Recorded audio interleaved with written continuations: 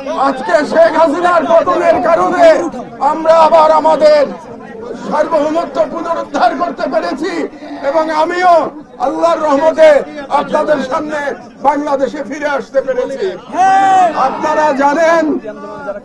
আপনারা জানেন যে আমি আমার মায়ের গুরুতর অসুস্থতার কথা শুনে একদিনের নোটিশে আমাকে আসতে হয়েছে এবং আমার মা গুরুতরভাবে অসুস্থ।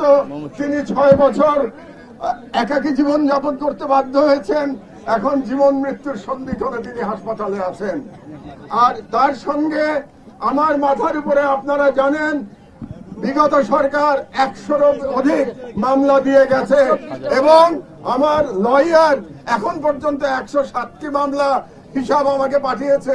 আরো মামলা থাকতে পারে এবং সেই মামলার মধ্যে একটি উদ্ভট এবং বিচিত্র এক মামলায় আমাকে 7 বছর সাজাও শুনিয়েছে এই সরকার এবং সেই মামলায় আমাদের বর্ষিয়ান সম্পাদক শফিক রহমান সাহেবের সাথে আমাকে জড়িয়েছে।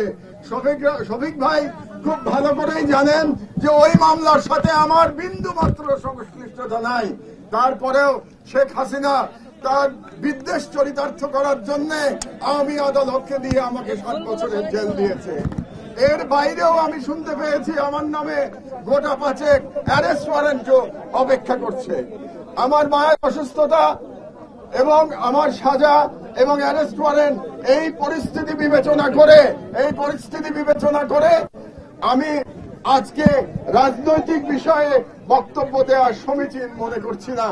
আগামী 2 দিন আজকে এবং আগামীকাল হাসপাতালে আমি মায়ের সাথে থাকতে চাই।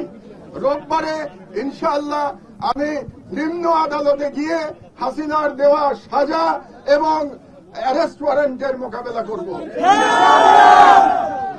একটু এমনও হতে পারে ভাইয়েরা যে আদালত থেকে আমাকে কারাগারে যেতে হতে পারে, কিন্তু সেটা নিয়ে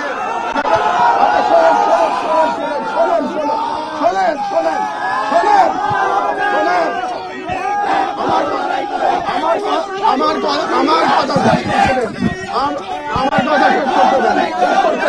আশঙ্কায় আমি বিন্দু মাত্র বিচলিত নই। আপনারা জানেন শেখ হাসিনার আমলে আমার কোনো সমস্যা নাই। হ্যাঁ, আমার বয়স হয়েছে, আমি বুড়ো হয়ে গেছি, কিন্তু জেলে থাকার মতো মানসিক এবং শারীরিক শক্তি এখনো আমার আছে।